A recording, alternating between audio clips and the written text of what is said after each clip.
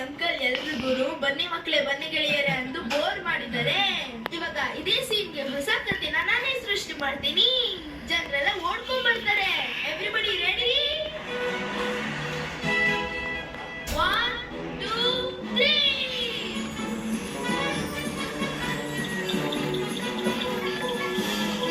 ತುಂಬಾ ವರ್ಷಗಳ ಹಿಂದೆ ಒಂದೂರಲ್ಲಿ ಒಂದು ಅರಮನೆ ಇತ್ತು.